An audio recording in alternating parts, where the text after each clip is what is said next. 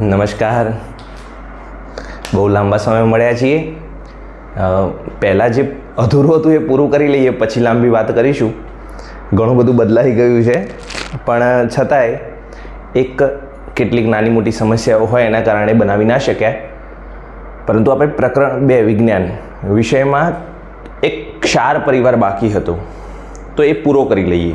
અને એના પહેલાં આપણે આખા ચેપ્ટરના 4 વિડીયો બનાવી ચૂક્યા છીએ ઓલરેડી, તો એકવાર શાંતિથી એને જોઈ લેજો. હા, તેમાં કંઈ નાની મોટી અગવડ પડતી હોય તો તમે કોમેન્ટ બોક્સમાં એ પ્રશ્ન જણાવી શકો છો. આપણે એનો યોગ્ય રીતે જવાબ આપી શકીશું, બરાબર. અને જો કોઈ લાગતો હોય કે આ મુદ્દો નથી જ સમજણ પડતી અથવા બહુ ઓડ પડે છે, નથી ફાવે એવું, તો પછી કહેજો, તો એના વિશે એક નવો વિડીયો બનાવી દઈશું. અને હવે પ્રયત્ન કરીશું કે સંપૂર્ણપણે રેગ્યુલર વિડીયો બનાવતા રહીએ, જેથી અભ્યાસક્રમ ઝડપથી પૂરો થાય. પ્રકરણમાં બીજું વિજ્ઞાનનું અને આપણું 5મું ચેપ્ટર, આ 5મું લેક્ચર, એમાં તમારો મુદ્દો છે ક્ષાર પરિવાર, બરાબર. પીએચ માપન વિશે આપણે પૂરું કર્યું હતું. ક્ષાર પરિવાર, ક્ષાર એટલે શું? તો કે એક સામાન્ય આપણી પાસે સમજવા માટેનો રસ્તો છે કે એસિડ અને બેઝ જો પ્રક્રિયા કરે છે તો ક્ષાર અને પાણી બનાવે. તો આના ઉપરથી એક પ્રશ્ન થાય કે ક્ષારની પીએચ કેટલી? તો હું બહુ ઝડપથી જવાબ આપી દઉં, 7. તો એટલે આપણે ખોટા પણ પડી શકીએ. તો એ આધાર રાખે છે એસિડ અને બેઝની પીએચ ઉપર, તેની પ્રબળતા કે નિર્બળતા ઉપર. એમનેમ આપણે જવાબ આપી શકતા નથી. માની લો કે એસિડ પ્રબળ છે, એ એટલે એસિડ, અને બેઝ નિર્બળ છે, બી એટલે બેઝ. તો પાણી તો બનવાનું જ છે, પણ ક્ષાર કયો બન્યો? તો સમજી લેજો, પ્રબળ એસિડ હતું તો ક્ષાર પણ કેવો બનશે? એસિડિક ક્ષાર, જેની પીએચ કેટલી હશે? <7. 7 કરતાં ઓછી પીએચ વાળો ક્ષાર હશે, જેથી આપણે એને એસિડિક ક્ષાર કહી શકીએ. માની લો કે એસિડ પ્રબળ જ હોત અને બેઝ પણ પ્રબળ હોત, તો ક્ષાર પાણી બનત.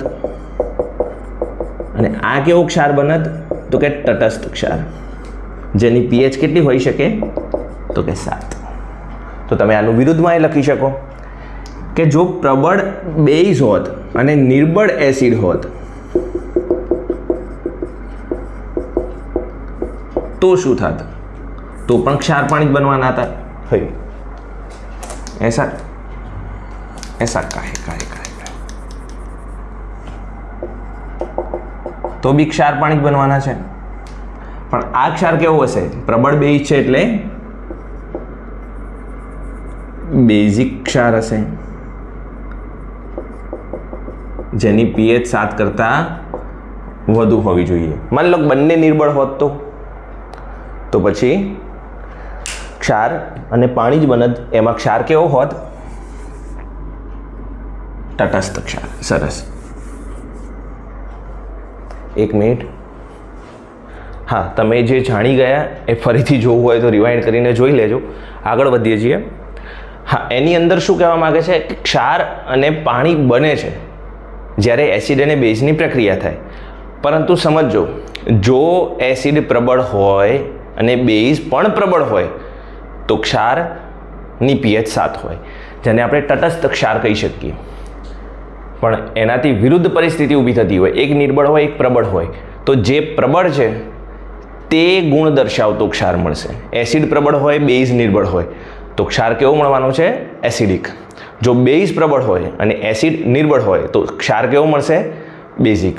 એની પીએચ પણ તમે જાણી શકો છો. તટસ્થ હોય તો 7, એસિડિક હોય તો 7 કરતાં ઓછી, અને બેઝ હોય તો 7 કરતાં વધુ. હવે એક એવો કોઈ પ્રશ્ન પૂછાતો નથી ક્ષાર પરિવાર શું છે, પણ ક્ષાર પરિવાર એટલે માની લો કે મારી પાસે ધન આયન સ્વરૂપે Na છે, બરાબર, અને એમાં ઋણ આયન હું મૂકું છું Cl, અને બીજો એક ધન આયન છે Na, જેની સાથે હું મૂકું છું SO4. તો આ બંને ક્ષાર જ છે, પણ બંનેમાં તમે નોંધો તો શું મળ્યું? સોડિયમ. તો આને કહેવાય સોડિયમના ક્ષાર. એવું માનો કે કોઈ ક્લોરીન છે, ક્લોરીનની સાથે કોઈ ધન આયન જોડાય છે, બીજો કોઈ ધન આયન જોડાય છે, તો એ ક્લોરીન પરિવારના ક્ષાર થયા. બરાબર. એટલે એમાં કંઈ આપણે બહુ આગળ વધતા નથી. એ તો બહુ સામાન્ય વસ્તુ છે જેને આપણે બહુ સરળતાથી સમજી શકીએ છીએ. ચલો, એક બહુ મજાનો પ્રશ્ન કે ક્ષારની ઉપયોગિતા શું? ક્ષાર બને છે કેવી રીતે? તો તમે એના વિશે જાણો છો કે એક તમારે આમાં પ્રશ્ન પૂછાય છે રોક સોલ્ટ. 1 માર્કની ખાલી જગ્યા, 1 માર્કનો પ્રશ્ન, અથવા વિકલ્પ સ્વરૂપે પૂછી લે. બરાબર. બહુ સારા સાહેબ હોય તો 2 માર્ક સ્વરૂપે પણ પૂછી લે. અથવા ખનિજ ક્ષાર શું છે? તો તમે જાણો છો કે પૃથ્વીમાં ક્ષારની અઢળક માત્રા છે, પરંતુ આપણને સીધે સીધું મળી શકતું નથી. કે હું દરિયામાંથી મીઠું કાઢું તો પછી મેં મીઠું જ હોય એવું જરૂરી નથી. તેની અંદર બીજા પણ કેટલાક ઘટકો છે. એનું આપણે ખબર છે કે શુદ્ધિકરણ કરીએ છીએ, રિફાઇનરીમાં મોકલીએ છીએ, ત્યારબાદ આપણને મીઠું મળે છે. એ મીઠામાં પણ આયોડિન ઉમેરવામાં આવે છે જેથી આપણા શરીર માટે એ ઉપયોગી થાય. પણ રોક સોલ્ટ શું છે? તો કે આપણને ઘણી જગ્યાએથી ક્ષાર મળે છે. આ જે ક્ષાર છે ને એ ધીમે ધીમે પડ્યા પથ્થર સ્વરૂપે થઈ જાય. પથ્થર થવો એનો મતલબ એ ટુકડા થઈ જાય છે મોટા મોટા. તમે પેલા સિંધવ મીઠું જોયું હશે. હું માત્ર એનું ઉદાહરણ આપું છું, એવું નથી કહેતો એ જ છે, એ પણ ક્ષારમાં આવે છે એમ કહું છું. તો એવા મોટા મોટા ટુકડા થઈ જાય પથ્થર જેવા. અને મોટે ભાગે આ જે ખનિજ ક્ષારો હોય ને એ કયા રંગના હોય છે? કથ્થાઈ રંગના. કે પૃથ્વીમાંથી મળતા ક્ષાર એ મુખ્યત્વે પથ્થર સ્વરૂપે, ટુકડા સ્વરૂપે અથવા સ્ફટિકો સ્વરૂપે મળે છે, જેમાં ઘણી બધી અશુદ્ધિઓ હોય છે અને તે મુખ્યત્વે કથ્થાઈ રંગના જોવા મળે છે. તેને રોક સોલ્ટ અથવા ખનિજ ક્ષાર કહે છે. અને હવે બહુ મજાના પ્રશ્નો શરૂ થાય છે. આ બધું ખાલી એક ઇન્ટ્રોડક્શન હતું જેમાં તમારો ટાઈમ હું બગાડી શકું. બરાબર. બાકી જે પ્રશ્ન આવે છે હવે આવે છે. એમાંનો એક મુખ્ય પ્રશ્ન છે ક્લોર આલ્કલી પદ્ધતિ. બીજી રીતે પૂછાય છે સોડિયમ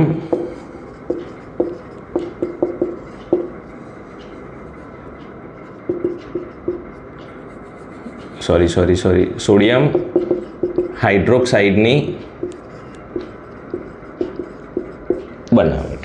2 સ્વરૂપે પ્રશ્ન પૂછાય છે કે સોડિયમ હાઇડ્રોક્સાઇડની બનાવટ સમજાવતો પ્રયોગ સમજાવો અથવા વર્ણવો, અને તેમાંથી મળતી બીજી પણ નિપજો તેના પણ ઉપયોગો લખો. અથવા બહુ સરળ પ્રશ્ન કે ક્લોર આલ્કલી પદ્ધતિ વર્ણવો અને તેમાંથી મળતી નિપજોના ઉપયોગો લખો. બહુ મસ્ત મજાનો પ્રશ્ન છે તમારા ચેપ્ટરનો, જેને હું તમારા માટે IMP કહી શકું. 4 માર્કનો પ્રશ્ન છે. કોઈ સારો સાહેબ હોય તો 3 માર્કમાં પૂછી લે, એનાથી સારા સાહેબ હોય તો 2 માર્કમાં પૂછી લે, બહુ વધારે સારા સાહેબ હોય તો 1 માર્કમાં પૂછી લે, ખાલી જગ્યા સ્વરૂપે, ખરા ખોટા સ્વરૂપે, વિકલ્પ સ્વરૂપે. બરાબર. એટલે બહુ એક સારો એવો પ્રશ્ન છે. મુખ્ય હેતુ શું છે આનો? તો કે સોડિયમ હાઇડ્રોક્સાઇડ મેળવવો. શેમાંથી? ક્ષારમાંથી. શેમાંથી મેળવવાનો છે? ક્ષારમાંથી. હું એક બહુ જ મજાનો ક્ષાર અહીંથી પકડું છું. એ ક્ષારનું નામ છે NaCl સોડિયમ ક્લોરાઇડ, જેમાંથી હું એક જ ક્ષારમાંથી હું ઘણી બધી નિપજો બનાવી લઈશ અને એ નિપજો મારા માટે ખૂબ ઉપયોગી બનવાની છે. તો શરૂઆત કરું છું. ક્લોર આલ્કલી પદ્ધતિ બહુ સહેલી છે. હું એનું એક સમીકરણ પહેલાં લખી આપું છું તમને. સીધું નથી લખતો, સમજાવું પણ છું. પછી શું છે ક્લોર આલ્કલી એ સમજીએ. એવું કહેવાય કે સોડિયમ ક્લોરાઇડ અને પાણી આ બંનેનું તમે મિશ્રણ કરો. શું કરવાનું છે? મિશ્રણ.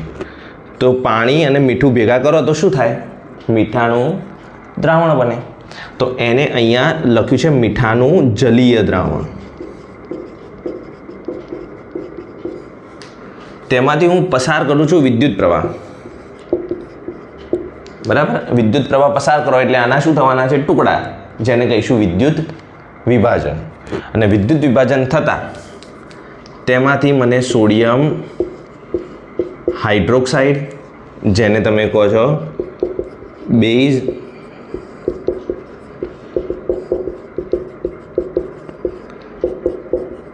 હાઇડ્રોજન વાયુ અને ક્લોરીન વાયુ મળે છે.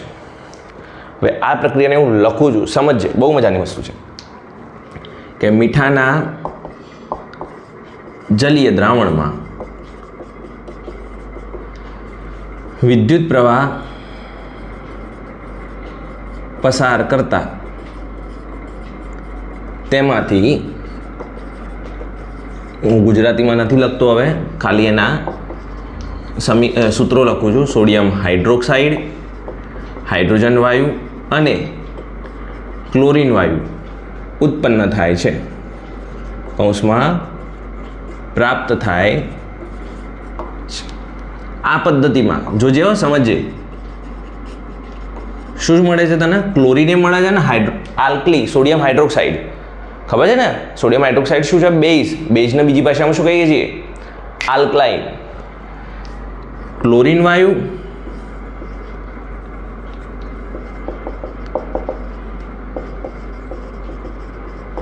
અને સોડિયમ હાઇડ્રોક્સાઇડ, જેને કહું છું આલ્કલાઇન અથવા આલ્કલી, મળે છે અથવા મળતું હોવાથી આ પદ્ધતિને શું કહેતું? ક્લોર આલ્કલી પદ્ધતિ કહે છે. સરળ હતું. કેવી રીતે મળે છે સમજો. મારી પાસે એક પાત્ર છે, એ પાત્રમાં હું વચ્ચે એક પડદો મૂકું છું, જેમાંથી ઘટકો અહીંથી ને અહીંથી આવી જાય કરી શકે. તેમાં હું ભરી લઉં છું પાણી.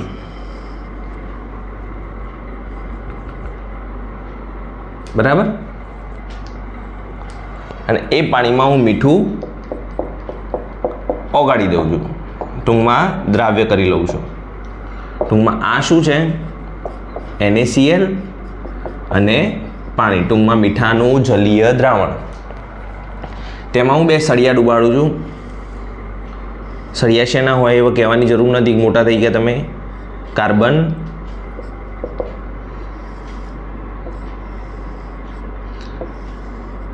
કાર્બનના સળિયા છે.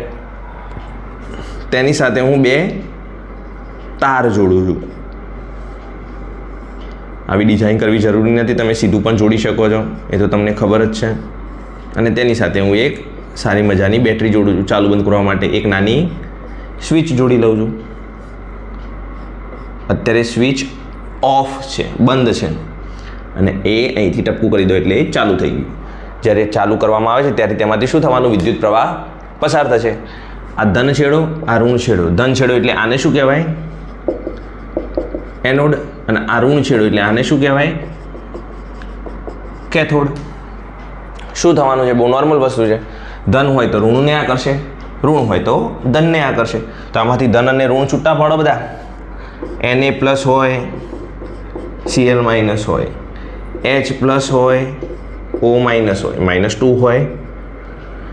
તો ધન છે એ ઋણ તરફ આકર્ષાય છે, એટલે આ તરફથી H પ્લસ અને Na પ્લસ હોય, અને આ તરફ O માઇનસ અને બીજું Cl માઇનસ હોય. હવે તું જોજે, બહુ મજાની પ્રક્રિયા થાય છે આની અંદર. સમજવી એટલે જરૂરી છે, કારણ કે સીધી ખબર પડી જાય. H પ્લસ સાથે બીજો H પ્લસ જ્યારે જોડાય છે, જો જોડાય એટલે એને સમજજે. હવામાં હું એક હાઇડ્રોજન ભેગું કરીને હાઇડ્રોજનનો વાયુ બનાવી શકતો નથી. એના માટે એક યોગ્ય વાતાવરણ રચાવવું જોઈએ, એ તને ખબર છે. તો H પ્લસ અને H પ્લસ જોડાય છે, H2 વાયુ અહીંથી બહાર મુક્ત થઈ જાય છે. એવી રીતે Cl2 માઇનસ એટલે Cl2 વાયુ અહીંથી બહાર નીકળી જાય છે. પરંતુ જ્યારે Na અને આ બાજુથી OH માઇનસ, O માઇનસની જગ્યાએ OH માઇનસ લખું છું, સોરી. H પ્લસ અને OH માઇનસથી પાણી બને, સોરી. આ બંને જ્યારે અહીંથી ને અહીંથી પસાર થાય છે, અવર જવર કરે છે, ત્યારે ભેગા થઈ જાય છે, અને અહીંયા NaOH મળે છે મને. અને એ પણ કઈ કન્ડિશનમાં હોય છે? એક્વા કન્ડિશનમાં. બરાબર, ખબર છે ને? સોલિડ, લિક્વિડ, એર અને ગેસ અને એક્વા સ્વરૂપે હોય છે. તો આ રીતે મળે છે. હવે આમાંથી તમને જો 3 નિપજો મળી, એક NaOH, એક H2 અને એક Cl2, ત્રણેયના ઉપયોગો આપ્યા છે. તમે તમારા પુસ્તકમાં જોઈ શકો છો અને યાદ કરી શકો છો, પણ એમાંથી મને જે લાગતું વળગતું છે હું શીખવાડી શકું. બરાબર, બાકી તો બધું આગાડી નાખું છું. હવે આની કંઈ એવી મોટી જરૂર નથી. જોઈ લે, પહેલા NaOHના ઉપયોગો જોઈ લે. ક્યાં કરીશ તું NaOHના ઉપયોગો? તો એક સરસ મજાનો બેઝ છે મારા માટે. ઘણા સમયથી ઉપયોગ નથી થયો, એના કારણે તમે પરિસ્થિતિ જોવા બોર્ડની. NaOH પોતે બેઝ છે અને તેના કારણે તેના ઘણા બધા ઉપયોગો છે.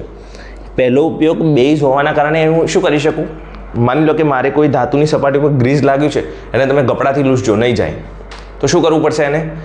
એની ઉપર NaOH નાખીને પછી સાફ કરો, તરત જતું રહેશે. તો ધાતુઓની સપાટી પરથી ગ્રીસ દૂર કરવા માટે તેનો ઉપયોગ થાય છે. પછી તમે ચોથા ચેપ્ટરમાં ભણવાના છો સાબુ અને પ્રક્ષાલકો. પ્રક્ષાલકો એટલે ડિટર્જન્ટ કેવી રીતે બનાવાય. તો એ બનાવટ જે રીતે થવાની છે તેમાં પણ NaOHનો ઉપયોગ છે. તો એને બનાવવા માટે પણ NaOH વપરાય છે. તેની સાથે કાગળની બનાવટમાં, હું કાગળની બનાવટમાં થોડો ઘણો વધારો કરી શકું. એમાં એવું કહેવાય કે જ્યારે કાગળનું વિરંજન કરવાનું હોય, સાફ કરવાનું હોય, ત્યારે આપણે વિરંજન પાવડરનો ઉપયોગ કરીશું. અને તેમાંથી અશુદ્ધિઓ દૂર કરવા માટે, જે ચિકાશ છે તે દૂર કરવા માટે પણ NaOHનો ઉપયોગ થવાનો છે. અને બીજું છે કૃત્રિમ રેસાઓ બનાવવા માટે. બરાબર, કૃત્રિમ રેસાઓ તમને જાણો છો, નાયલોન છે, એ બધા. એક એ ઉપયોગો આપ્યા છે. બીજા તમને આપ્યા છે Cl2ના ઉપયોગો. મારી પાસે પુસ્તક છે જળ ઉપચાર ક્રિયા. જળ ઉપચાર ક્રિયાને બહુ સામાન્ય પદ્ધતિથી સમજવા માટે તમે ઘરે કે પછી આરો પ્લાન્ટમાં જાણો છો કે ક્લોરિનેશન કરવું પડે છે. શા માટે? તેમાં રહેલા બેક્ટેરિયા કે જીવાણુઓને મારવા માટે. બીજું છે સ્વિમિંગ પુલમાં, ખબર છે ને? તો જાણો છો. પછી PVC પાઇપ બનાવવા માટે. PVC એટલે યાદ રાખજો નામ, 1 માર્કનો પ્રશ્ન નાનો પૂછાઈ જાય કે PVCનું પૂરું નામ જણાવો. તો કે પોલી વિનાઇલ ક્લોરાઇડ. અને એક બીજો છે CFC બનાવવા માટે, ક્લોરો ફ્લોરો કાર્બન. આ બંનેમાં ક્લોરીનનો ઉપયોગ થાય છે. બરાબર. અને એક હજી પણ આપ્યું છે સંક્રમણકારકો અને નીટનાશકો માટે. એ પાણીમાં પણ ઉપયોગ કરી શકો છો અને બીજી રીતે પણ ઉપયોગ કરી શકો છો. ચલો, એના પછી છે હવે હાઇડ્રોજનના ઉપયોગો. હું ઉપયોગો લખતો નથી કારણ કે તમે જાણો છો કે ઉપયોગો પુસ્તકમાં આપ્યા છે, એના એ જ આપણે ઉપયોગ લખવાના છીએ, એક્સ્ટ્રા કંઈ લખવાના નથી. જે જાણવા જેવું છે હું તમને ચોક્કસથી કહી દઈશ. હાઇડ્રોજનનો એક મહત્ત્વનો ઉપયોગ છે બળતણ તરીકે. મારા ઘેર હું ઉપયોગ ના કરી શકું, એ જે રોકેટ કે એની અંદર ઉપયોગ થતો હોય છે, પણ તમે એમાંય જાણશો તો માત્ર હાઇડ્રોજન વાયુ નથી, તેની સાથે બીજું ઘણું બધું હોય છે. બરાબર. એક મુખ્ય ઉપયોગ છે એનો બળતણ તરીકે. એના પછી એક લખીને આપ્યું છે માર્ગેરિંગમાં. માર્ગેરિનને હું બીજી ભાષામાં હાઇડ્રોજનેશનની ક્રિયા કહીશ. માર્ગેરિનને હું બીજી ભાષામાં હાઇડ્રોજનીકરણ અથવા હાઇડ્રોજનેશનની ક્રિયા કહી દઈશ. આનો મતલબ શું? કે વનસ્પતિ તેલમાંથી વનસ્પતિ ઘી બનાવવું, એને કહીએ છીએ માર્ગેરિન અથવા હાઇડ્રોજનેશન. આનું ગુજરાતી થાય હાઇડ્રોજનીકરણ. તમને ચોથા ચેપ્ટરમાં જોવા મળશે. બરાબર. એક બીજો ઉપયોગ છે બળતણ માટે, એમોનિયા બનાવવા માટે. ખાતર માટે, બળતણ માટે કે એમોનિયા. એમોનિયાનું સૂત્ર યાદ રાખજો, NH3. બનાવવા માટે આપણે હાઇડ્રોજનનો ઉપયોગ કરીએ છીએ. તો પ્રશ્ન શું છે? ક્લોર આલ્કલી પદ્ધતિ એટલે શું? તો બહુ સરળતાથી આપણે લખી શકીએ કે મીઠાના જલીય દ્રાવણમાં વિદ્યુત પ્રવાહ પસાર કરવામાં આવે ત્યારે તેમાંથી NaOH, Cl2 અને H2 વાયુ ઉત્પન્ન થાય છે. આ પ્રક્રિયામાં Cl2 એટલે કે ક્લોરીન વાયુ અને NaOH એટલે આલ્કલી બેઝ પદાર્થ ઉત્પન્ન થતો હોવાથી આ પદ્ધતિને ક્લોરાલ્કલી પદ્ધતિ કહે છે. આમાંથી મળતી ત્રણેય નિપજોના અલગ અલગ ઉપયોગો છે જે તમને હમણાં જ કહ્યા. એકવાર હોય તો તમે પુસ્તકમાંથી લખજો, વાંચજો, પાકું કરજો. બરાબર, જે જાણવા જેવું હતું એ અહીંયા તમને લખ્યું. એના પહેલાં PVC અને CFCનું લખ્યું અને પછી આ માર્ગેની લખ્યું. એક બહુ મસ્ત મજાનું વસ્તુ છે, દરેકના ઉપયોગોમાં તમે એક વસ્તુ કોમન લખી શકો છો. જાણો છો શું? પ્રયોગશાળામાં પ્રક્રિયક તરીકે. શું બોલું છું? દરેકમાં તમે એક કોમન ઉપયોગ લખી શકો છો. પ્રયોગશાળામાં પ્રક્રિયક તરીકે દરેકમાં લખી શકો છો તમે. બરાબર, દરેકમાં. હવે એક નવો પ્રશ્ન. આપણી પાસે 4 મુદ્દાઓ છે, 4 ઝડપથી પૂરા કરી લઈએ તો ચેપ્ટર પૂર્ણ થઈ જાય. નવો મુદ્દો છે તમારો વિરંજન પાવડર, જેને આપણે બ્લીચિંગ પાવડર પણ કહીશું. બરાબર, 2 નામ છે, હજી ત્રીજું નામ પાછળ આવે જ છે. પેન આછી થઈ ગઈ. તો વિરંજન પાવડર કેવી રીતે બનાવીશું? વિરંજન ખબર છે ને, બ્લીચિંગ કરવા માટે વપરાય છે. કેવી રીતે બનાવીશું? તો મારી પાસે છે CaOH ટ્વાઇસ. જાણો છો ને નામ તો? કેલ્શિયમ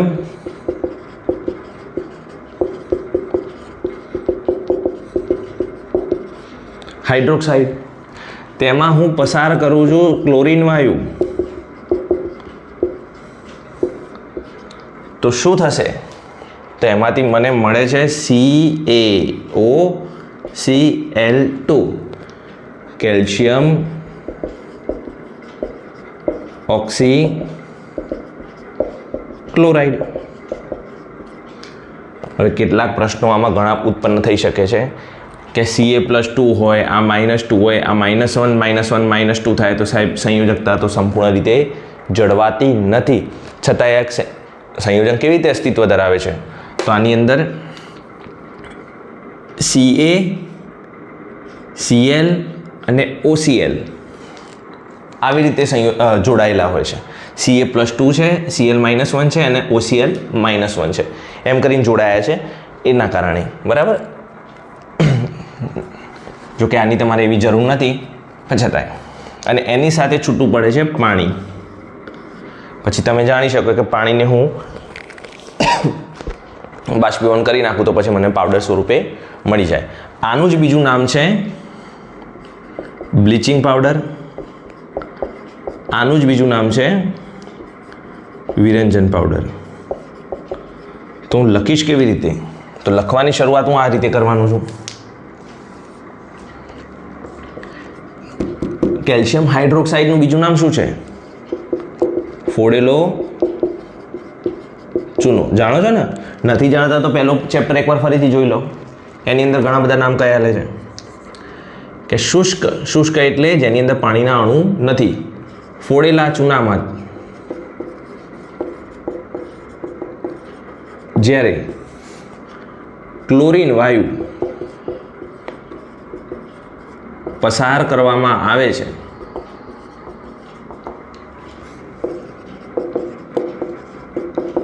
ત્યારે તેમાંથી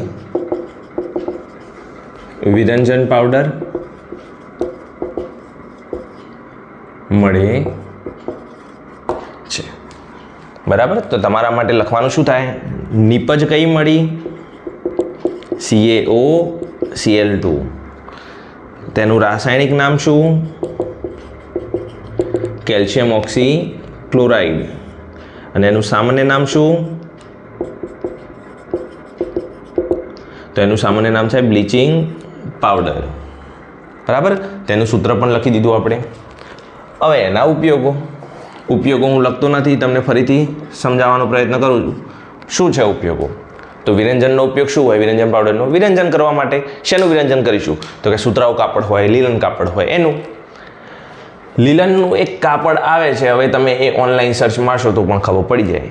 બરાબર, હું તમને એમ કહું કે ચશ્માના જે આ ઉપરની ફ્રેમ છે એ આ પ્રકારની આવે, આ પ્રકારની આવે, તે પ્રકારની આવે, એનું હું નામ જ આપી શકું. પછી તમારે એને શોધવું. અનુભવ તો ક્યારે થાય? જ્યારે એને તમે સ્પર્શ કરો અથવા જુઓ ત્યારે. એટલે લીલન એક કાપડ છે તેના વિરંજન માટે, બ્લીચિંગ માટે. બીજું એક લાકડાના માવા માટે. મેં લાકડાના કાગળમાં માવામાંથી જે કાગળ બનાવવાનું હોય છે, મેં તમને હમણાં જ વાત કરી હતી. એમાં NaOHનો ઉપયોગ થાય છે ને તેની સાથે સાથે વિરંજનનો પણ ઉપયોગ થાય છે, વિરંજન પાવડરનો. હમણાં જ વાત કરી. તેના શુદ્ધિકરણ માટે, એના વિરંજન માટે. બીજો એક ઉપયોગ છે ઓક્સિડેશન કરતા. બરાબર, તમારા પુસ્તકમાં લખીને આપ્યું છે કે અનેક રાસાયણિક ઉદ્યોગોમાં ઓક્સિડેશન કરતા તરીકે. ઓક્સિડેશન કરતા એટલે શું? તો કે જેનું પોતાનું રિડક્શન થતું હોય, જે પોતે O ગુમાવતો હોય. પછી આપે છે કે પીવાના પાણીને જંતુઓમાંથી મુક્ત કરવા માટે ઉપયોગ કરી શકીએ છીએ આપણે. અને ચોથો ઉપયોગ તમે બધા જાણો છો, પ્રયોગશાળામાં પ્રક્રિયક તરીકે. બરાબર. તો એક મસ્ત મજાનો પ્રશ્ન હતો, નામ હતું એનું વિરંજન પાવડર. કેવી રીતે બનાવીશું? કે શુષ્ક ફોડેલા ચૂનામાં ક્લોરીન વાયુ પસાર કરતા તેમાંથી બ્લીચિંગ પાવડર, વિરંજન પાવડર અથવા કેલ્શિયમ ઓક્સીક્લોરાઇડ પ્રાપ્ત થાય છે, જેનું રાસાયણિક નામ કેલ્શિયમ ઓક્સીક્લોરાઇડ, સામાન્ય નામ વિરંજન પાવડર અથવા બ્લીચિંગ પાવડર, જેનું અણુસૂત્ર CaOCl2 છે. બરાબર. ચલો હવે ત્રીજું આવે છે બેકિંગ સોડા.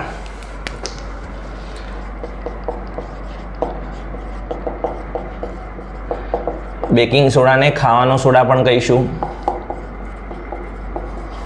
તેને સોડિયમ બાયકાર્બોનેટ પણ કહીશું, કાર્બોનેટ, અથવા સોડિયમ હાઇડ્રોજન કાર્બોનેટ પણ કહીશું, જેનું અણુસૂત્ર છે NaHCO. ખાવાનો સોડા તો જાણો છો ને તમે બધાએ, ખાધેલો છે. ડાયરેક્ટ નથી ખાતા આપણે. કેવી રીતે ખાવાનું હોય છે? અચ્છા, સરસ. જ્યારે તમે ઘરે ઢોકળા કે પછી પકોડા બનાવો છો ત્યારે તેમાં નાખે છે. શું કરવા માટે? તમે બ્રેડ ખાધી છે, પાઉં ખાધા છે, કેક ખાધી છે, તો એમાં પણ ઉપયોગ થાય છે. શું કરવા માટે? તે વસ્તુને નરમ અથવા પોચી બનાવવા માટે. જો આ નથી નાખતા તો તમે એક આપણી બહુ સામાન્ય ભાષા બોલી સ્વરૂપે એવું કહી કે ડૂચા વડે એ ઉતરતું નથી. બરાબર ને? કાચું રહી જાય, વચ્ચે જગ્યા ના રહે, એના કારણે એ પરિસ્થિતિ ઊભી થાય. તો કેવી રીતે બનાવીએ છીએ? પ્રક્રિયા બહુ મસ્ત મજાની છે. NaCl મીઠું, એમાં નાખીએ છીએ પાણી. તો આને ભેગું શું વંચાય? હમણાં જ આગળ કહી ગયા, મીઠાનું જલીય દ્રાવણ. તેમાં નાખવાનું છે તમારે કાર્બન ડાયોક્સાઇડ વાયુ. કેવી રીતે નાખશો? જેમ ક્લોરીન વાયુ પસાર કર્યો તો તે રીતે કાર્બન ડાયોક્સાઇડ વાયુ પસાર કરવાનું છે. અને તેમાં બીજું ઉમેરવાનું થાય છે એમોનિયા. લખીશું કેવી રીતે આને? તો પ્રક્રિયા આવી રીતે કંઈક લખીએ છીએ કે મીઠાના જલીય દ્રાવણમાં, ડાયરેક્ટ લખું છું, કાર્બન ડાયોક્સાઇડ અને એમોનિયા પસાર કરતા તેમાંથી ખાલી જગ્યા અને sodium bicarbonate, sodium hydrogen carbonate, ખાવાનો સોડા કે બેકિંગ સોડા પ્રાપ્ત થાય છે. આ શું છે જોઈએ. આમાંથી જ્યારે તમે પ્રક્રિયા કરો છો ત્યારે મળે છે એક તો સોડિયમ બાયકાર્બોનેટ, એની સાથે એક વધારાની નીપજ મળે છે. તમે ભણીને આવ્યા છો ધોરણ 9માં. હું એનું તમને યાદ કરાવડાવું. NH4Cl જાણો છો? Ammonium chloride. એનું એક બીજું નામ પણ હતું, યાદ હોય તો. સરસ. નવસાર, જેને યાદ આવ્યું એના માટે. બાકી તો બધા જય શ્રી રામ. નવસાર શું હતું? એ ઉદ્ધવપાતિત પદાર્થ. ઘનમાંથી સીધો જ વાયુમાં રૂપાંતર થાય. તો આમાંથી એક નવો પ્રશ્ન પણ બની જાય કે બેકિંગ સોડાની બનાવટ વખતે ઉત્પન્ન થતા ઉદ્વપાતિત પદાર્થનું નામ જણાવો. ઉત્પન્ન થતા ઉદ્વપાતિત પદાર્થનું સામાન્ય નામ જણાવો. ઉત્પન્ન થતા ઉદ્વપાતિત પદાર્થનું અણુસૂત્ર જણાવો. આવી રીતે પ્રશ્ન પૂછી શકાય. શું લખવું અહીંયા? એમોનિયમ ક્લોરાઇડ પ્રાપ્ત થાય છે. બરાબર. આના ઉપયોગો શું? ખાવાનો સોડા છે ભાઈ, ખાવા માટે જ ઉપયોગો થતા હશે. તો જો તમારા ઘરે મમ્મી ઢોકળા કે પછી ગોટા, ભજીયા, પકોડા બનાવે છે કે તો એની અંદર સીધું આપણે બેકિંગ સોડા નાખી દઈએ અને પછી એ પોચું થઈ જાય તો એ પોસિબલ નથી ભાઈ. તો એના માટે મારે કંઈક નાની એવી ક્રિયા તો કરવી પડશે. મારી પાસે હાજર અત્યારે શું છે? NaHCO3, જેમાં મારે એક એસિડ તો ઉમેરવો જ પડે. H+ એટલે એસિડ ઉમેરવો જ પડે. તમે કેક બનાવતી વખતે અમુક લોકો ઈનો નાખતા હોય છે અંદર. તો ઈનો વાસ્તવમાં શું છે? બેકિંગ. હા, 100% તમે સાચા છો કે એની અંદર બેઝ પદાર્થ છે, પણ ઈનો સંપૂર્ણપણે બેઝ નથી. બેઝ એ ઉભરો ના આવવા દે. એની અંદર સાઇટ્રિક એસિડ પણ છે. એ જ રીતે એની અંદર એક એસિડ ઉમેરવો પડે છે, ત્યારે તેમાંથી છૂટું પડે છે કાર્બન ડાયોક્સાઇડ. ખબર છે ને, એસિડ અને હાઇડ્રોજન કાર્બોનેટની પ્રક્રિયા થાય તો ત્યારે શું થાય? ક્ષાર, પાણી અને કાર્બન ડાયોક્સાઇડ ઉત્પન્ન થાય છે.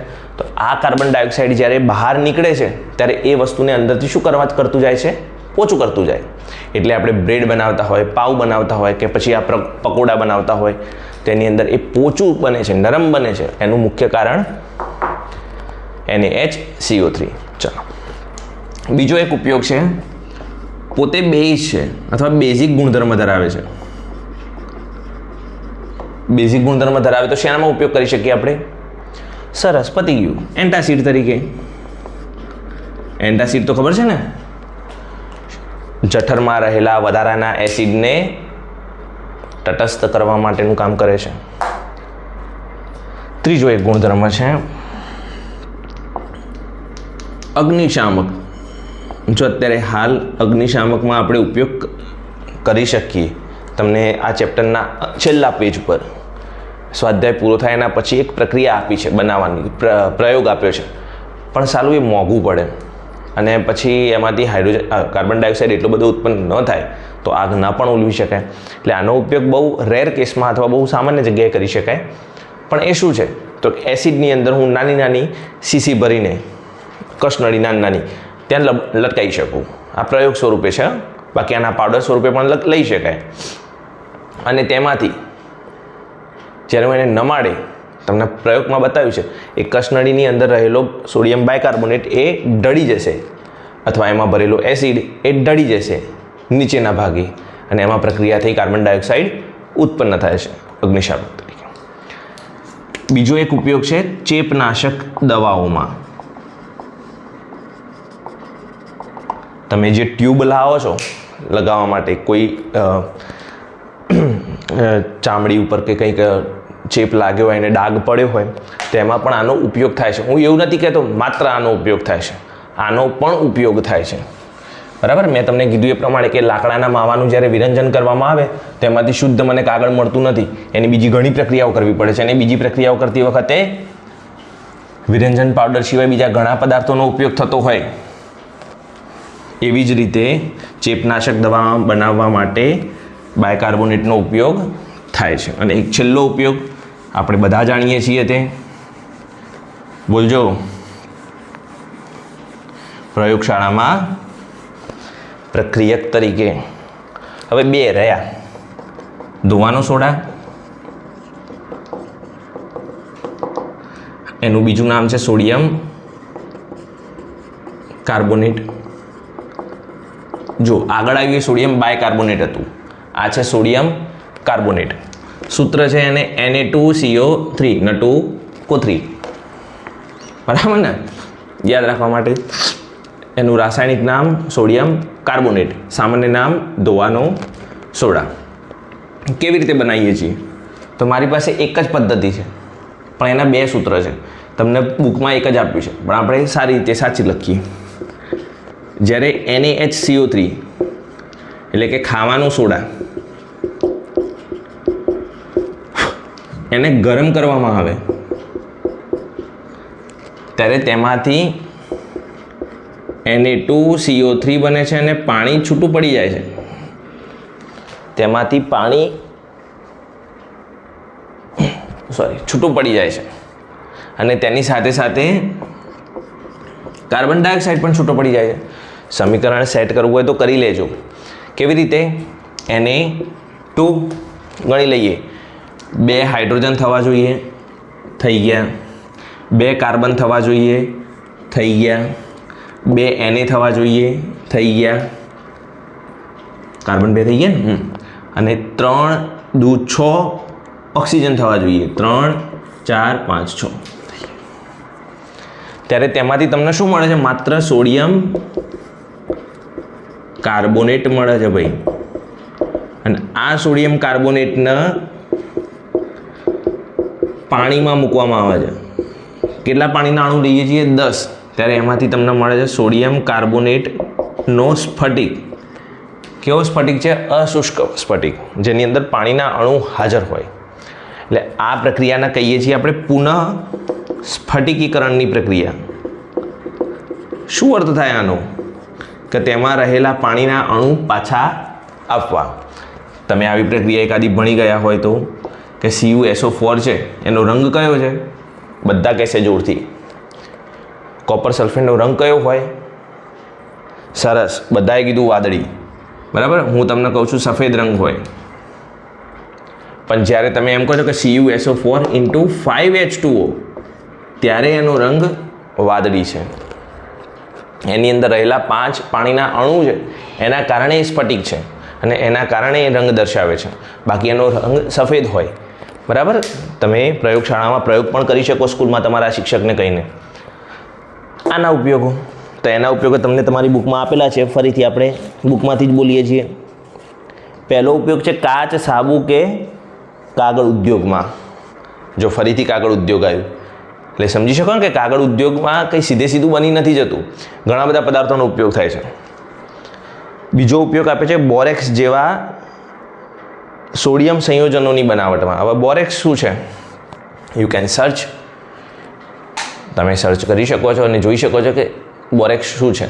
તો એવી લીસી સપાટી હોય, કાચ હોય, એને સાફ કરવા માટે વપરાતા પદાર્થો. બરાબર, એમાં બોરેક્સ વપરાતો હોય છે. પછીનો ઉપયોગ છે ઘરમાં સફાઈના હેતુથી.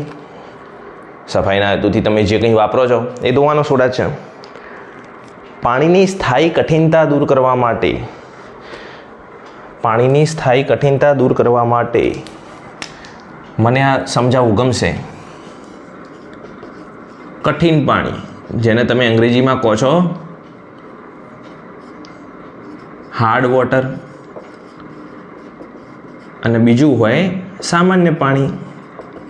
તો એને હું સોફ્ટ વોટર નહીં કહું, એને હું પાણી જ કહીશ. અને નોર્મલ વોટર. ફરક શું આનો? આ બંનેમાં ફરક શું? તો કઠિન પાણી હોય એની અંદર ક્ષારની માત્રા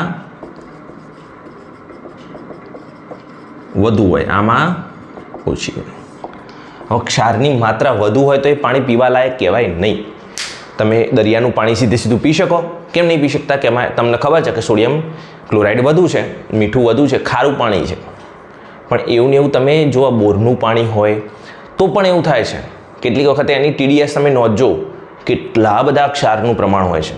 અંદાજિત 500, 600, 700, 700 સુધી જતું રહે છે. બરાબર, અમે જે જગ્યાએ પહેલાં રહેતા હતા ત્યાં પણ 800 થી 900 સુધીના TDS દર્શાવતા. તો એ પાણી પીવા લાયક ન થાય, એ પાણી પીવાય પણ નહીં.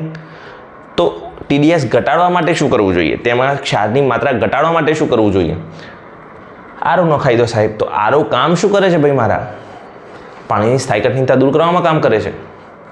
સંપૂર્ણ ક્ષાર રોકી લે છે, તેમાં ઓગળેલા ક્ષાર પણ રોકી લે છે. બરાબર ને? તો એવું ને એવું મારે ના કરવું હોય, આરો ના નખાવવું હોય તો એમાં ઉપયોગ કરીશું કે ધોવાનો સોડા. થોડી વાર મૂકી રાખીશ. ધોવાનો સોડા કામ શું કરે છે? તમે જ્યારે ચોથા ચેપ્ટરમાં આવશે ત્યારે સાબુ અને પ્રક્ષાલકોમાં બહુ મસ્ત મજાની વસ્તુ છે. એને હું આની સાથે કમ્પેર કરું છું. એવું નથી કહેતો આ જ કાર કરે છે. તમે જ્યારે સમજો, મમ્મી કપડાં ધોવા બેઠી હોય, સાબુ ઉપયોગ કરતા હોય, કપડાં ધોવાતા હોય, ત્યારે જો ચોકડી જે હોય છે આપણે ત્યાં જ્યાં કપડાં ધોવા બેસીએ છીએ ત્યાં, તો આજુબાજુમાં એક સફેદ સફેદ ઘણું બધું જથ્થો પડ્યો હોય છે ને, કચરો. તો વાસ્તવમાં એ શું છે? સાબુ. તમે સાબુ કહેશો, હું પણ સાબુ કહીશ. વાસ્તવમાં એક ક્ષાર છે. કેવો ક્ષાર છે? એવો ક્ષાર કે જેને સાબુનો બગાડ કર્યો.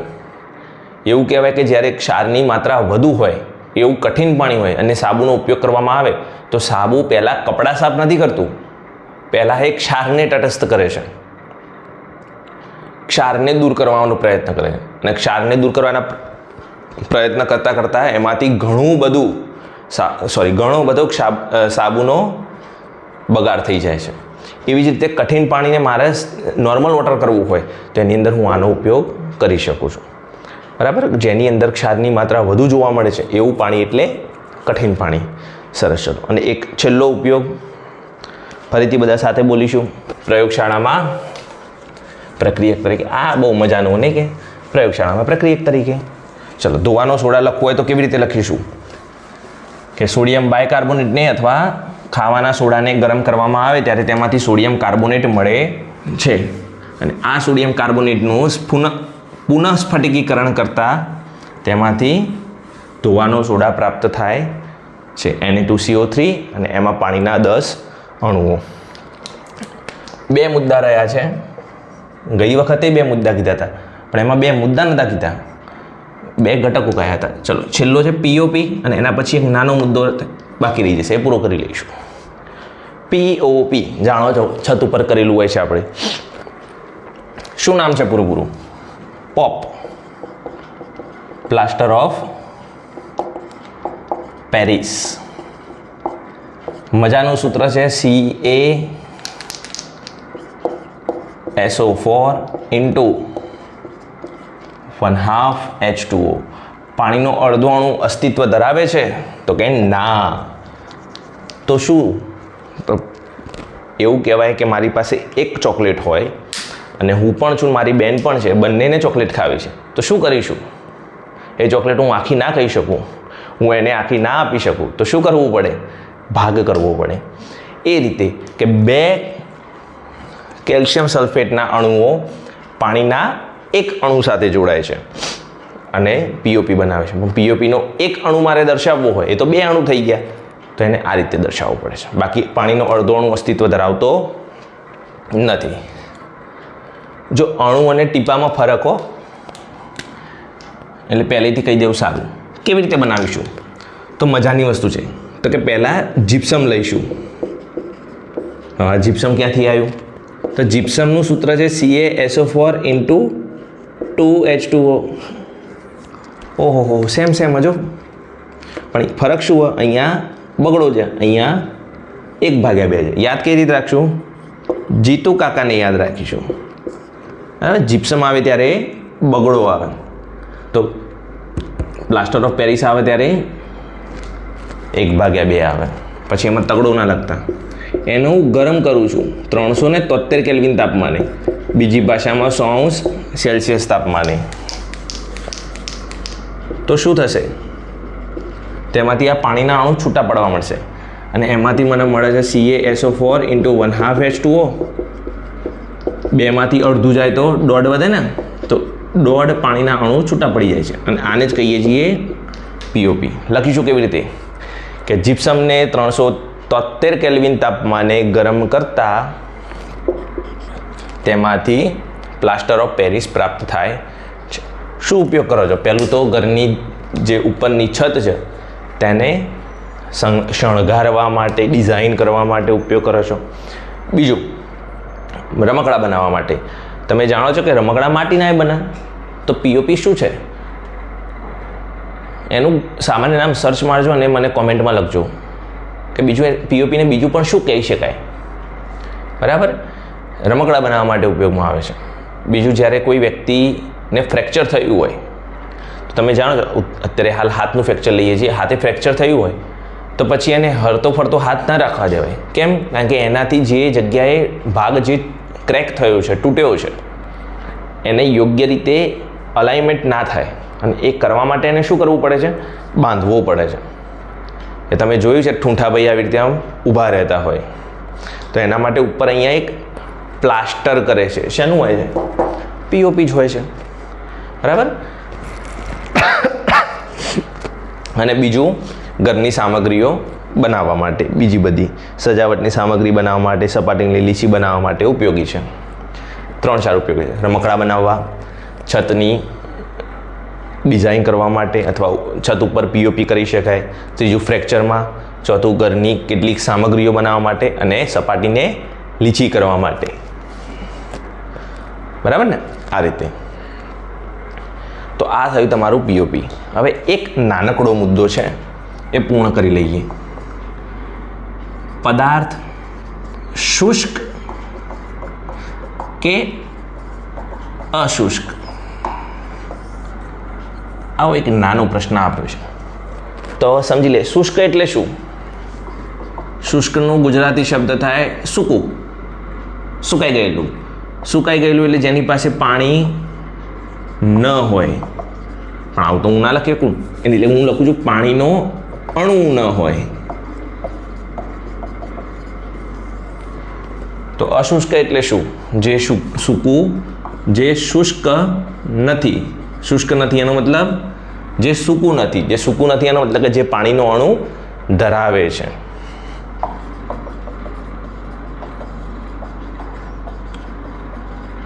એક ધરાવે કે 10 ધરાવે, આપણે શું ફરક પડે? તેવા 3-4 નામ છે, યાદ રાખી લેજે. લોખંડનો કાટ આવડે છે સૂત્ર ભાઈ? Fe2O3 × 7H2O. જો અમે જ્યારે ભણતા ત્યારે XH2 આવતું, પછી 7H2O થઈ ગયું. 1 મિનિટ હું જોવા આવું છું. હા, બતાવે તો છે. બીજું, હમણાં જ વાત કરી, કોપર સલ્ફેટ હતું ને? શું હતું? CuSO4 × 5H2O. હજી કંઈ યાદ આવે છે? હમણાં શીખ્યા. સોડિયમ કાર્બોનેટ, ધોવાનો સોડા. શું હતું? Na2CO3 × 10H2O. હજી કંઈ યાદ આવે છે? આ બોર્ડ ઉપર જ છે. POP CaSO4 × 1/2H2O. અડધો એક આખો અણુ તો છે ને. અને જીપ્સમ શું છે? CaSO4 × 2H2O. આ બધા શું બતાવે છે? આ બધું દર્શાવે છે કે તેમાં પાણીના અણુ હાજર છે. તો પાણીના અણુ હાજર ના હોય તો એને શુષ્ક કહેવાય. બરાબર. આજના નાનકડા લેક્ચરમાં લગભગ 40-50 મિનિટનું બન્યું હશે અંદાજિત. તેમાં આપણે ક્ષાર પરિવાર શીખ્યા. ક્ષાર શું છે, રોક સોલ્ટ શું છે, ખનિજ ક્ષાર શું છે. તેના ઉપરથી આપણે પ્રબળ એસિડ પ્રબળ બેઝની પ્રક્રિયા થઈને શું બને, પ્રબળ નિર્બળની થઈને શું બને, નિર્બળ પ્રબળ હોય કે નિર્બળ નિર્બળ હોય, તો એનાથી ક્ષાર કેવા મળે એ શીખ્યા. ક્લોરઆલ્કલી પદ્ધતિ શું છે, ધોવાનો સોડા શું છે, ખાવાનો સોડા શું છે, વિરંજન પાવડર શું છે, અને છેલ્લું આવ્યું પીઓપી શું છે, કેવી રીતે બનાવાય, તેના ઉપયોગો શું, એના વિશે જાણ્યું. અને એક છેલ્લે વાત કરી શુષ્ક અને અશુષ્ક પદાર્થ વિશે. બરાબર. આપણું સંપૂર્ણપણે આ લેક્ચર પૂરું થયું. એની સાથે આ પાઠ પણ પૂરો થયો. બહુ મજાની જર્ની રહી. આમ જોવા જઈએ તો લગભગ 1 વર્ષનો સમય લઈ લીધો આપણે પાઠ પૂરો કરવામાં. પણ પ્રયત્ન કરીશું. કેટલાક નાના મોટા કારણો બનતા હોય છે ભાઈ, એના કારણે રેગ્યુલર નથી રહી શક્યા. છતાં પણ પ્રયત્ન કરીશું કે હવે આગળ રેગ્યુલર બનાવી લઈએ. પૂર્ણ થયું આ ચેપ્ટર. આના પછી આપણે એક સરસ મજાનું અદ્ભુત ચેપ્ટર લેવા જઈ રહ્યા છીએ. એનું નામ છે પ્રકાશ, પરાવર્તન અને વક્રીભવન. આ ચેપ્ટર જેટલું જરૂરી છે એનાથી વધુ જરૂરી બીજું કોઈ ચેપ્ટર નથી, હું એમ કહી શકું. મને એ ચેપ્ટર ભણાવવામાં બહુ આનંદ આવે. કેમ ખબર છે? કારણ કે 11-12માં પણ એટલું જરૂરી છે. એનાથી તમે આગળ ભણશો તો પણ એટલું જરૂરી છે. કારણ કે પ્રકાશ સુરેખ ગતિ કરે છે, પ્રકાશ તરંગ છે, પ્રકાશ કણ પણ છે. આના વિશે બહુ મજાની વાતો આવશે આગળના ધોરણોમાં, પણ આપણે બહુ નોર્મલ ભણીશું પણ તો બી મજા આવશે. ચેપ્ટર પૂર્ણ થયું. મળીએ નવા વિડીયોમાં નવા પ્રકરણ સાથે. અસ્તુ.